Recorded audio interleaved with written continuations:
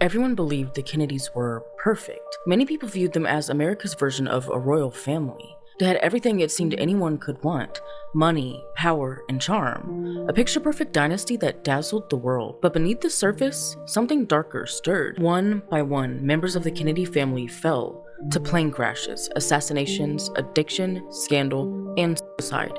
Some people say it's just a string of horrific coincidences. Others think it's karma, or maybe the price of privilege. Was it the consequence of risky choices in a high-stakes lifestyle? Or was the family cursed from the beginning? Behind the pearly smiles, the Hyannisport sailboats, and the polished designer suits, there is death and controversy, a lot of it. I'm AutumnFolls, and this is the Kennedy Curse. Viewers' discretion is advised. The themes discussed in this video may be too much for younger viewers. The Kennedy story starts far from the marble halls of power in Washington, D.C. It begins with Joseph B. Kennedy Sr.'s parents, Patrick Kennedy and Bridget Murphy. They left Ireland in the mid-19th century during the height of the Great Famine. The Kennedys were among thousands of Irish immigrants escaping starvation, oppression, and poverty. They came to America seeking opportunity, but the country they arrived in was far from welcoming. Irish immigrants faced fierce discrimination in America. They were branded as uneducated, unruly, and Catholic, which was a religion many Protestant Americans looked down upon. Jobs available to Irish immigrants were scarce and often dangerous, and housing was cramped and filthy. Joseph grew up in Boston, in a working-class Irish neighborhood. From a young age, he was painfully aware of the barriers his family faced. He watched his peers accept menial labor and dead-end factory jobs just to get by. But Joseph always had other ambitions. He was sharp, ambitious, and willing to do whatever it took to climb the ladder. Despite the discrimination he faced, he won admission to Harvard. But despite his academic prowess, the exclusion didn't stop at his admission. Many wealthy, old-money students snubbed him because he was an Irish Catholic. Joseph was viewed as an outsider. To them, there was no place for him among the East Coast elites. After graduation, those same prejudices continued to follow him. Many banks and investment firms that were dominated by Protestant elites refused to hire him. They saw him as too audacious, too Irish, and simply not one of them. Joseph refused to be kept down, though. He went to work for his father's modest grocery business, learning the art of sales and finance, but he wanted more, a place at the table of real power. By the 1910s, Joseph had moved to New York and entered the world of stock trading and investments. He became involved in some of the earliest forms of insider trading, using tips and connections to buy and sell your stocks at an advantage. His tactics were aggressive and obviously very questionable, but they made him rich. And please note, although yes, today insider trading is mostly illegal, these practices were mostly legal at the time. He earned a reputation as a ruthless operator, willing to manipulate the market and crash competitors. But even as he built his fortune, Joseph felt frustrated. He wanted to make a name for himself, not just inherit his family's modest wealth. He wanted power. In 1912, Joseph Kennedy was just 24 years old. He had recently graduated from Harvard and was ambitious, politically connected, and deeply rooted in the Irish American community in Boston. Joseph was primed and eager to gain access to a higher echelon in any way he could. One of the early major moves was during the Panic of 1920 to 1921, when many financial institutions were failing. Using his skills, Joseph saved a failing bank. You'd expect nothing less from him. But this wasn't just any bank, it was Columbia Trust Bank in East Boston, which just so happened to be a bank where his family had long-standing ties, as in his father literally had been a trustee. Additionally, despite his youth, Joseph garnered support from local investors as he leveraged his father's political connections. His dad, Patrick J. Kennedy, had been a successful saloon owner and a state legislator. Using those connections, Joseph engineered a stock purchase that gave him and his allies control of the bank. In 1914, Joseph Kennedy became the youngest bank president in the United States, leading, you guessed it, Columbia Trust Bank at just 25 years old. I'm 24 years old myself, and when I read that, I felt so unaccomplished, I'm not even gonna lie to you. But anyway, Under his leadership, the bank stabilized and began to thrive again. This impressive move really gave him a strong foothold in the world of finance. In the years that followed, Joseph expanded into Hollywood, buying shares in movie studios and later into shipping and real estate. He played the stock market like a game and he won big. By the 1920s, Joseph P. Kennedy Sr. was a multi-millionaire and a rising political figure. President Franklin D. Roosevelt appointed him to the first chairman of the Securities and Exchange Commission.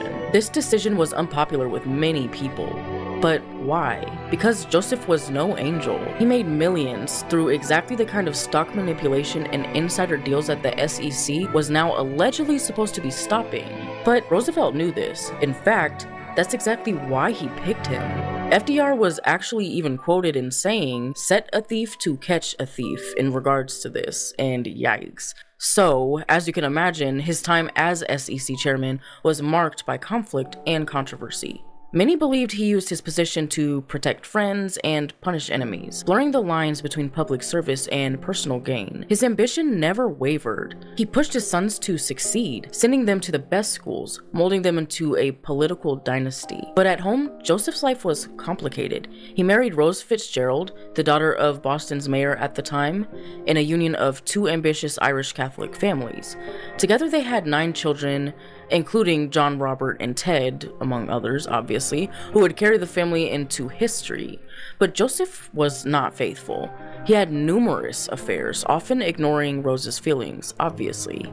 Their marriage was a balance of power, love, and a lot of resentment, of course. This was a private reflection of Joseph's complicated character. This ruthless patriarch was the engine behind the Kennedy rise to power. His dream of a Kennedy presidency pushed the family forward, but his flaws, arrogance, ruthlessness, and infidelity foreshadowed the shadows that would haunt the family for generations. From Joseph's relentless ambition and complex character, we now move to the second generation. Before the scandals, before the affairs, the assassinations, and the headlines that shook the world, there was Rosemary. She was the third child of Joseph and Rose Kennedy, and the first daughter. From the outside, she looked like every other Kennedy, but from an early age, something was different. She was described as being slower than her siblings. Not slow in a way that made her dangerous, not violent, not wild, just different. She struggled to keep up in school. She had mood swings. She didn't meet the sky-high expectations of the Kennedy name. And in the Kennedy family, different just wasn't acceptable. It was a liability. Joseph Kennedy, the patriarch, was obsessed with perfection. But Rosemary, she was becoming harder to control. In his opinion, of course. I mean, she'd sneak out at night. She'd flirt with boys. I mean, by the time she was in her early 20s, her parents feared she might bring shame to the family. They were terrified she'd get pregnant outside of marriage, or worse, talk. Say something that could ruin everything Joseph had built. So he made a choice. In 1941, without telling his wife, Joseph Kennedy authorized a prefrontal lobotomy for Rosemary. She was just 23 years old. They told her it was going to help, that it would calm her mood swings, that it would make her feel better. She walked into that procedure able to speak, able to write, able to walk. She walked out barely able to function. The surgery was brutal. Surgeons drilled into her skull. They sliced into the tissue of her brain while she was still awake, asking her to recite poems as they cut. When her words slowed, when her voice faded, they stopped. And just like that, she was gone.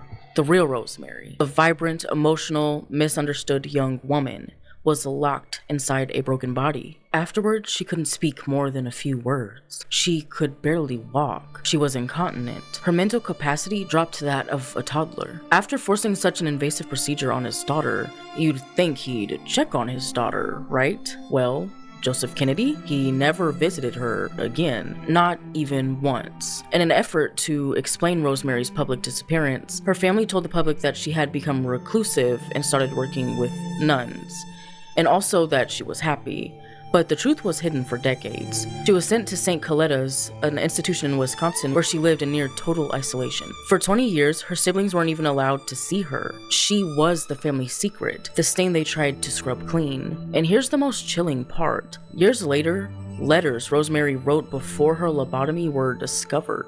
They were eloquent, thoughtful.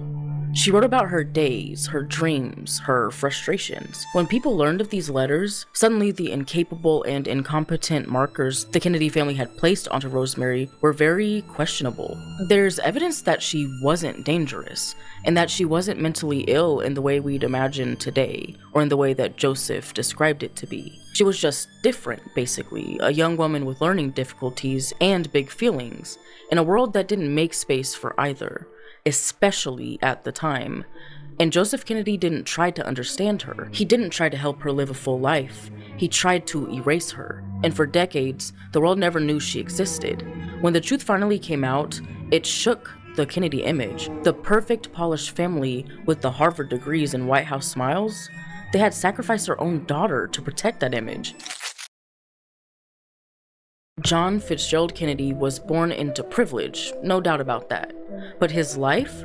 It was far messier and way more complicated than the glossy photos you see. He was the second son of Joseph and Rose Kennedy.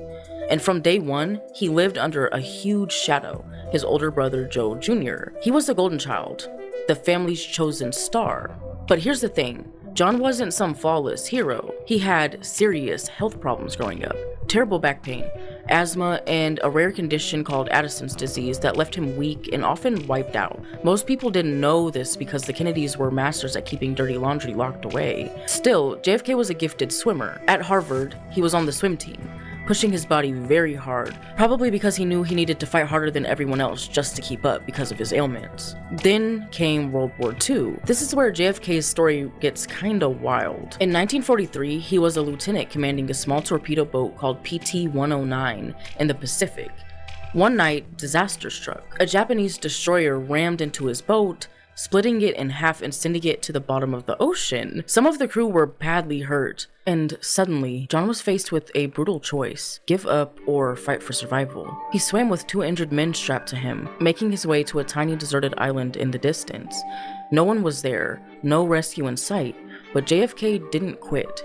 He swam again to another island where he found coconuts. Not exactly a luxury buffet, but it was food. What's crazy is he took those coconuts, carved messages into them like, "Help us," and hoped someone would find them. But he didn't stop there. He couldn't stop there. He had to swim to a third island. There, he found 2 local islanders and got help. The whole story became a symbol of his grit and leadership, a real-life survival tale. And years later, JFK kept one of those coconuts on his Oval Office desk as a paperweight. I thought that was pretty cool. Talk about a reminder of how close to death he actually came. After the war, JFK's political career took off fast. He was young, ambitious, and frankly, he had the looks and charm to sell America a dream. He married Jacqueline Bouvier, who was intelligent and beautiful, a perfect match for the Kennedys' polished image. They had 4 kids, but tragedy struck early. Only 2 survived past infancy. Now, here's the thing most people didn't know.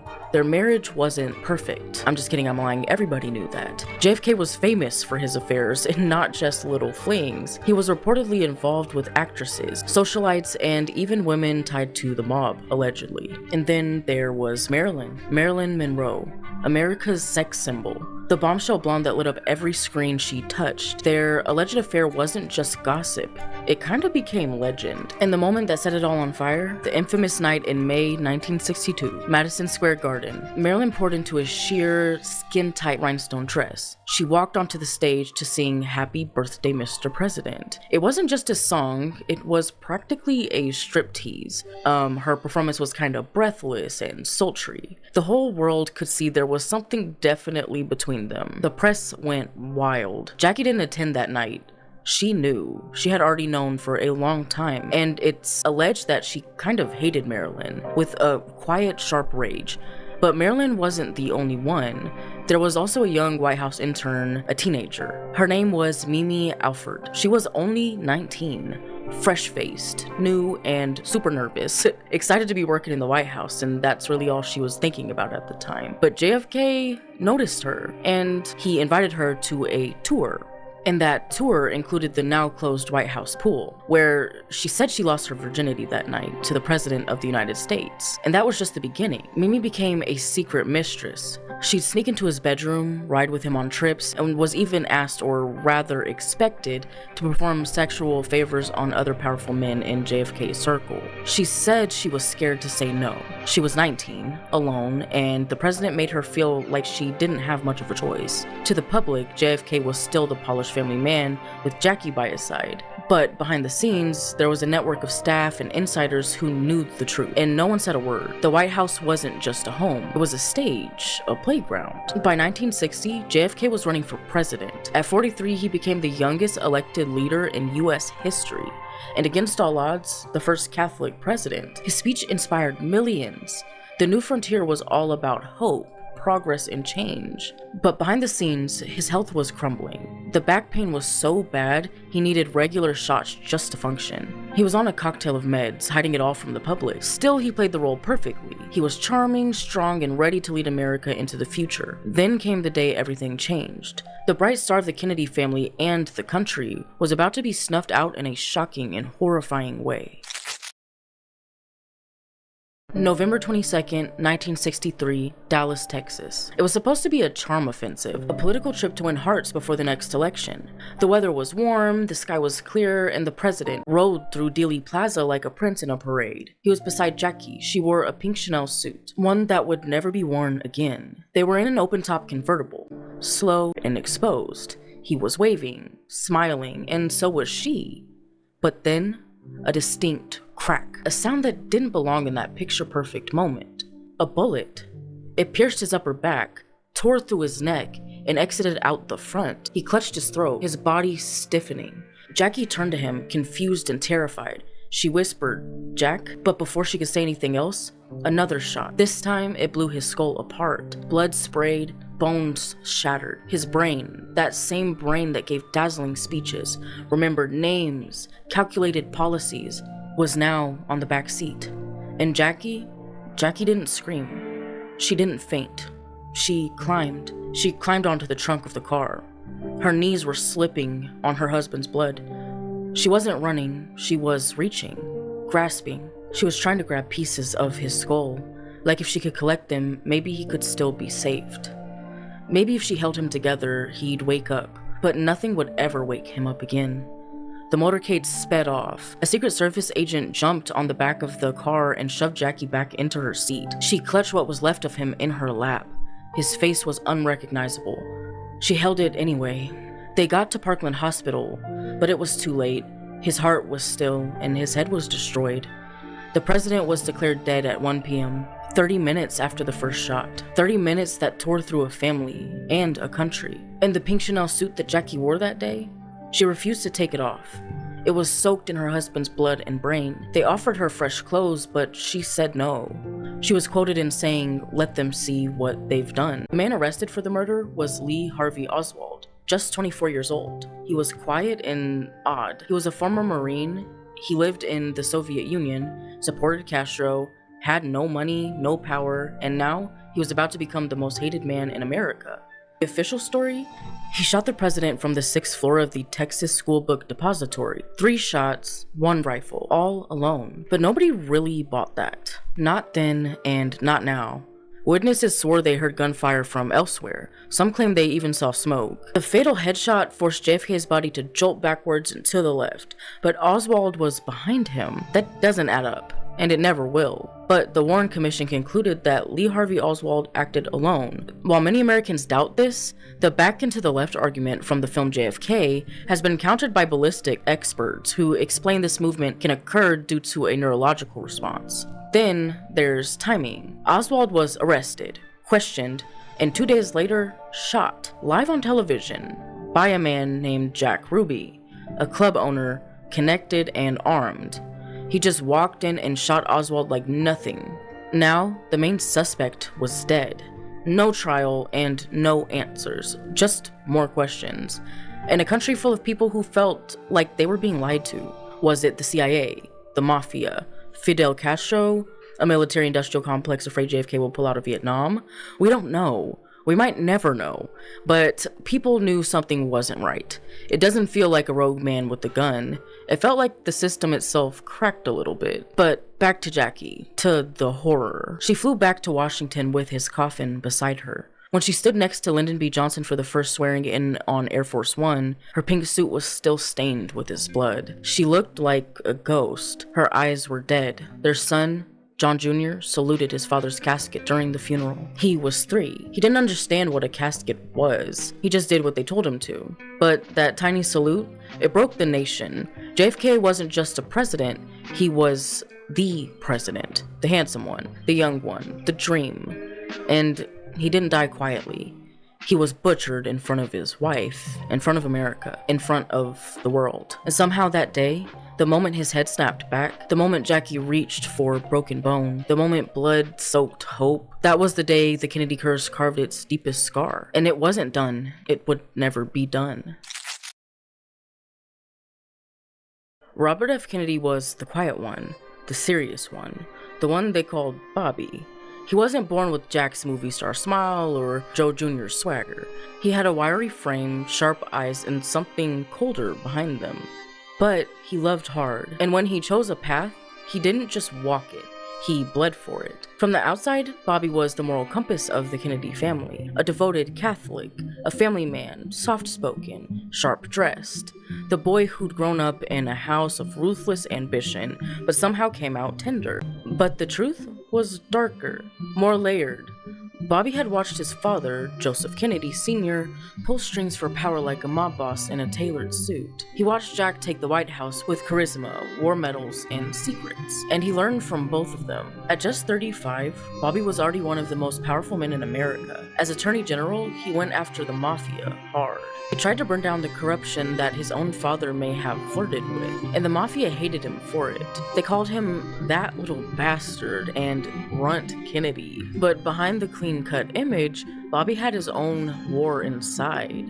He was fiercely loyal, especially to Jack. He idolized his older brother. When JFK was president, Bobby didn't just serve him, he protected him. He cleaned up messes, political ones, personal ones. He made calls, buried stories, sometimes even intimidated people into silence. There are whispers that Bobby even helped cover up some of Jack's affairs, including the one with Marilyn Monroe, that he was the one who distanced her, made sure she stayed away when she got too close. And when she died of a mysterious overdose, there were rumors that Bobby had visited her that day. Nothing was proven, but people don't whisper without a reason. After Jack was killed, Bobby was broken, like something inside him had been ripped out.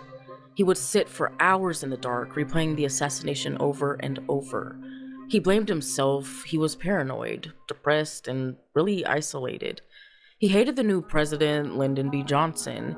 He hated the war in Vietnam. And above all, he hated that his brother's dream had been snatched away. But eventually, he stood up again. He ran for Senate and won. Then, in 1960, 5 years after the horror of Dallas, he announced he was running for president. He was different now, humbler and more radical. He marched with farm workers, spoke out against racism. He stood in black churches. People say he was the only white politician who could walk into a poor neighborhood and be greeted like a savior. And maybe he believed that too, that he could finish what Jack started, that he could finally right every wrong, that the Kennedy legacy could be reborn.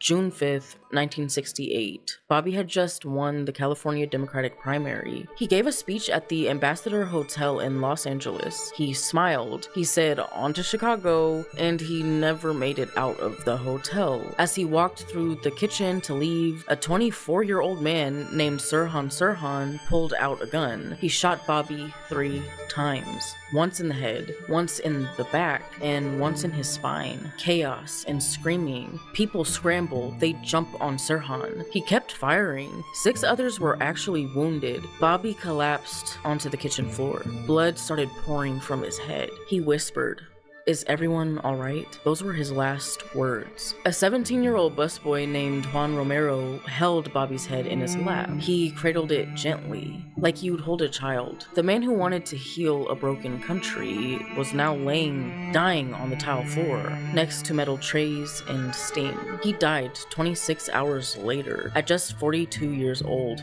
The world mourned. Again, the same way they did 5 years before. Another brother dead. Another Kennedy gone. And the conspiracy theories, they came just as fast. Sirhan had a grudge against Bobby for supporting Israel. That's what the official story said. But some claim Sirhan was hypnotized, a pasty, that there was a second shooter, that witnesses heard more than 8 shots, even though Sirhan's gun only had 8 bullets. And then there's the autopsy. Bobby was shot from behind, point blank, but witnesses swore Sirhan was always in front of him. So who pulled the trigger? The truth is tangled, like always, but the result was the same: a casket, a nation in mourning, and another Kennedy left to rot in American memory. His funeral was haunting. Jackie was there, so was Ethel, Bobby's wife, and their 11 children. Yes, 11. She was pregnant with the 12th. At the funeral, Teddy Kennedy, the last remaining brother, gave a eulogy that sounded like a tribute and a curse. "My brother need not be idealized," he said, "or enlarged in death beyond what he was in life, but to be remembered as a good and decent man who saw wrong and tried to right it. But no amount of good intentions could stop the bloodline from thinning, the dream from dying, and the curse, it wasn't done." Edward Kennedy, also known as Teddy, was never supposed to carry the legacy. He was the baby of the family, the one who sat in the shadows of giants, the youngest of 9 children. By the time he was old enough to walk, Jack was already charming Harvard professors. Bobby was sharpening his teeth in law school. Joe Jr. was the golden boy. And Teddy was just the kid brother with the big smile and even bigger expectations. But when your last name is Kennedy, there is no such thing as just. From the outside, Teddy Kennedy had it all: money, connections, and a Senate seat before he was 30. He was built for power. Tall, broad-shouldered, charismatic, in a folksy, soft-spoken kind of way. He could make an entire room laugh or cry. People called him the Lion of the Senate. But behind the smile, Teddy was unraveling. He drank. He chased women. He carried the ghosts of his brothers like chains. But he was haunted by one thing more than any other: Chappaquiddick. It happened on a warm July night in 1969. Teddy was at a party on Chappaquiddick Island, off Martha's Vineyard, a private gathering with campaign aides, friends, and 6 women known as the Boiler Room Girls.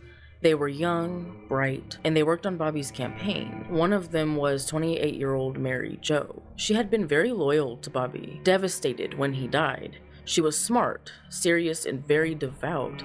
She trusted Teddy. At 11:15 p.m., Teddy and Mary Jo left the party together. He claimed he was giving her a ride to the ferry, but they never made it. Instead, Teddy drove off a narrow wooden dike bridge, with no guardrails. The car plunged into the dark waters below. Teddy escaped. He was at least conscious, so he swam himself out of the car and over to the shore. But Mary Jo didn't.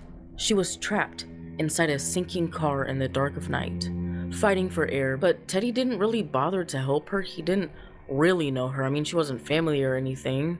I mean, realistically, she was just some lady. So he left her there to die. Teddy didn't call the police. He didn't call for help. He walked back to the cottage, past homes, phones, lights, people. He walked past them all, and he went to bed. Mary Jo's body was found the next morning, still in the car, still in the back seat. It's reported that her hands were clenched toward the roof, where they believe there might have been a pocket of air. An autopsy wasn't performed, but experts believe she may have survived for up to an hour, gasping for air and waiting until the oxygen eventually ran out. Teddy didn't report the accident until 10 hours later. And when he finally did go to the police, he looked calm and composed, and the Kennedy PR machine was already turning. He claimed he had been in shock. He claimed that he tried to save her. He claimed that he dove repeatedly to try to reach her, but there were no scratches or bruises or even wet clothes to back up those claims. The inquest that followed was quiet, like suspiciously quiet. Teddy was charged with leaving the scene of an accident. He pled guilty, got 2 months, probation, that's it. Mary Jo's family didn't even get a real trial, and swiftly the story was buried. The bridge was rebuilt, the papers moved on, but the public never forgot. Because here's the thing, a woman literally drowned, and the man who left her there, still became one of the most powerful senators in US history. But for the rest of his life, Chappaquiddick followed him. Every campaign speech, every election, every time he stood at a podium, there was a ghost behind him, dripping wet. He tried to run for president in 1980, but it flopped. The country just couldn't forget, and they wouldn't forgive. Teddy slipped deeper into the bottle. Rumors of wild nights and affairs and drunken tirades at parties started to come out. He was the last Kennedy brother alive, and it looked like the curse was trying to finish what it started. Eventually, he cleaned up. Sort of. He stayed in the Senate for decades, championing healthcare, education, civil rights. He outlived all of them. Joe Jr., Jack, Bobby, even Jackie. But the weight never left him. Before he died of brain cancer in 2009, Teddy wrote a letter to the Pope. He asked for forgiveness. He wrote about the mistakes of his past and how he was trying to atone for them. Some people say he found redemption. Others say the devil got a deal. But the truth, Teddy Kennedy lived in a house made of ashes. No amount of lawmaking could wash away the screams of the water that night. You would think after the assassinations, a drowning, affairs, FBI surveillance, addiction, and a presidential bloodbath on national television, the family would be done. That whatever dark cloud haunted the Kennedys might have lifted once the original brothers were gone. But the thing about curses is they don't care about your last name. They care about your blood. And the bloodline kept bleeding because when the torch passed to the next generation, it didn't bring light, it brought fire. He was the golden heir. America called him John John. From the moment he saluted his father's coffin at age 3, in that coat, on live television, in front of the entire world, he became America's son, or so people wanted to believe. Because the pressure, it crushed him from every angle. He went to Brown, then NYU Law. He failed the bar twice. The media dragged him. They didn't care that it was a tough exam. He was a Kennedy, and failure was not allowed. He launched George magazine, which was a somewhat popular political glossy, curated sort of for the pop culture crowd. And at first, it worked. He made politics kind of raunchy. But behind the charming interviews and magazine covers was a man unraveling. People whispered about his temper, about how his relationship with his wife Carolyn was rocky. They fought, and she struggled with the attention. He struggled with being normal. They were both equally addicted to the image, but neither one was really happy in it. And then in 1999 came the plane. John was piloting a small Piper Saratoga plane. On board was Carolyn and her sister Lauren. They were flying to a Kennedy family wedding in Hyannisport. But the skies were dark and visibility was low. John was relatively inexperienced, and especially at night, but he flew anyway. Some said he was overconfident. Others say that he just wanted to prove that he could be the pilot and the prince. But somewhere over Martha's Vineyard, the plane disappeared. The ocean swallowed them whole. The wreckage was found days later. All 3 bodies were still strapped in, John's body still gripping to the controls. He was 38. The country mourned again. Another coffin, another Kennedy, and another image to haunt memory. But John wasn't the only one, not by a long shot. There was David Kennedy, Bobby's 4th son. He was only 12 when he saw his father get shot on TV. He never really recovered. By 15, he was already using heroin. By 20, he was in and out of rehab. He tried to pull himself together, even wrote about addiction for the New York Times. But the demons were bigger than his words. In 1984, he checked into a hotel room in Palm Beach, alone. He died of a drug overdose. He was only 28. Michael Kennedy was another one of Bobby's sons. The family tried to brand him as the clean-cut one. You know, having all the cornerstones, business and politics and charity. But in 1997, it came out that Michael here had been having an affair. Or should I say, he was committing a crime. He was having an affair with his kid's 14-year-old babysitter. 14. It had gone on for years. When people found out, they were horrified. He denied it, then he said it was consensual, then he fled public life, and 6 months later, he died in a horrific skiing accident.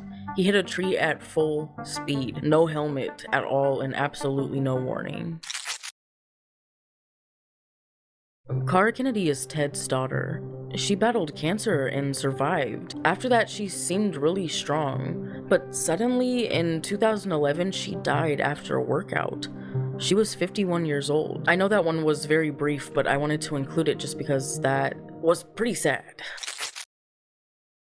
Mary Richardson Kennedy is Robert F. Kennedy Jr.'s estranged wife. They married in 1994, and it was chaos from the start. Honestly, there were custody battles, cheating allegations, there was financial collapse. She battled depression and alcoholism. In 2012, with divorce looming and their collective life kind of falling apart, she unfortunately ended her life by hanging herself in a barn on the property. Some said it was a long time coming. Some people feel like she might have been driven to do it. I mean, to this day, conspiracy theories linger. People whisper about the Kennedys cleaning up their messes, about the body being cremated too quickly, about the media being too quiet. And just like all Kennedy tragedies, the line between truth and rumor disappeared into the fog. By now, we've seen a president's brains blown out, a senator leave a woman to drown, a son fall from the sky, grandchildren lost to drugs, scandals, and suicide, a family tree rooted so deeply in ambition, now scorched.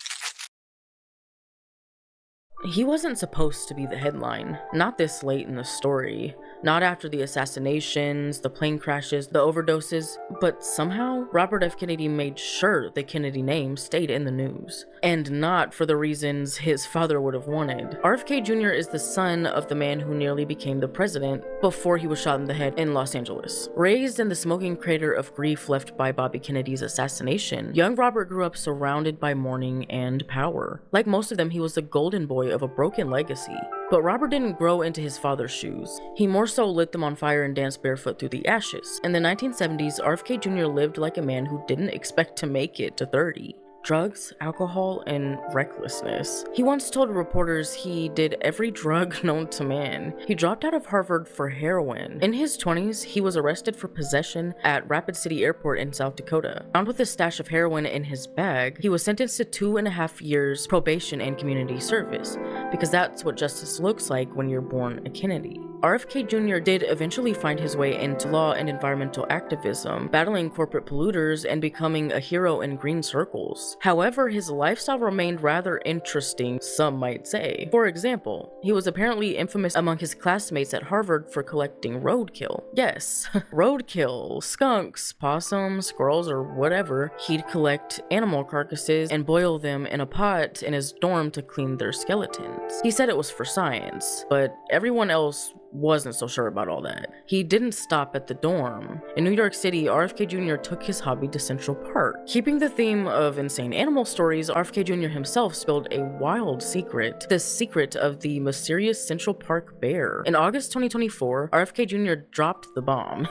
He was the one who dumped the dead bear cub in Central Park back in 2014. It wasn't an accident or a prank. In an interview with Roseanne Barr, he detailed the incident. RFK Jr. was up early one morning taking a group of people falconing in the Hudson Valley. On their way, a driver in front of them had fatally hit a bear cub. He said, and I'm quoting here, "I pulled over and I picked up the bear because I was gonna skin the bear. It was in very good condition and I was gonna put the meat in my refrigerator." Yeah, that was the plan, but falconing ran late and the nice dinner at Peter Luger's steakhouse had ran long. But RFK also needed to get to the airport, and there was a big problem. The very dead bear that was still in his car. He said, and I quote, "The bit of redneck in me had an idea." He continued, "I wasn't drinking, of course, but people who were drinking with me thought this was a good idea. We thought it would be amusing. The idea? To stage a scene. A dead cub with a bike on top. To mimic a cycling accident. Yes, that was their plan." After this pit stop, he got right back to business. I mean, he hopped onto his flight like nothing even happened. I mean, right back on schedule. Before RFK Jr. aired out this information about the bear, the city was honestly pretty baffled. The police had dusted the bike, rangers even necropsied the cub. But no culprit came forward until RFK Jr.'s own confession broke a decade-long mystery. The craziness doesn't stop there either. In 2010, something strange started happening. He said he couldn't remember names. He was forgetting words mid-sentence. He described it as a cognitive fog. He became alarmed and decided to seek out a medical opinion. With testing, doctors found a lesion. There was a dark spot on his brain that looked sort of like a tumor, but it wasn't. It actually was a worm, like a real parasite, that had burrowed into his brain. According to Kennedy, doctors had told him it was a nematode. He believed he likely came into contact with it through contaminated water or food during one of his international environmental missions. He claims it died on its own, But regardless, the damage was done. He never recovered his clarity, and honestly, his words began to reflect that. In the 2020s, RFK Jr. made an unprecedented public shift from activist to extremist. He became one of the loudest anti-vaccine voices in the country, calling public health mandates a new holocaust. He pushed conspiracy theories about COVID-19, 5G, Bill Gates, Anthony Fauci, and the CIA, and more. He has claimed that Wi-Fi is opening the blood-brain barrier. He said that antidepressants caused school shootings. He called into question whether HIV caused AIDS. Scientists and medical professionals have continuously deemed this rhetoric as dangerous. Public health officials begged people not to listen, but some did. Enough to make him a threat. Enough to make him a presidential candidate. RFK Jr. announced his run for president in 2023, first as a Democrat, then as an independent. He said he was the only honest man in the room, but even his own family called him a disgrace. His sister, Carrie, said he was trading in a Camelot to sell lies. His cousin Rory said she loved him, but he's wrong in every issue. His siblings went public. They denounced his candidacy, his beliefs, and his alliances with far-right figures. They also condemned his flirtations with anti-Semitic and racist conspiracy theories. When he ran for president, 6 of his siblings actually signed a joint statement condemning him. They really didn't sugarcoat anything. They said he was dangerous for our country and a distortion of everything our father stood for. Imagine being born into a family where your last name is already a monument, then having your family try to exorcise you from it. But Robert didn't stop. He leaned into it. He surrounded himself with extremists and fringe figures, holding rallies that looked like science fiction dystopias where mistrust was currency and the Kennedy name was just a Trojan horse. And then there was another bear. Weirdly enough, in 2023, in the middle of a national tour, RFK Jr. was at his estate in Westchester County, New York, just outside Manhattan.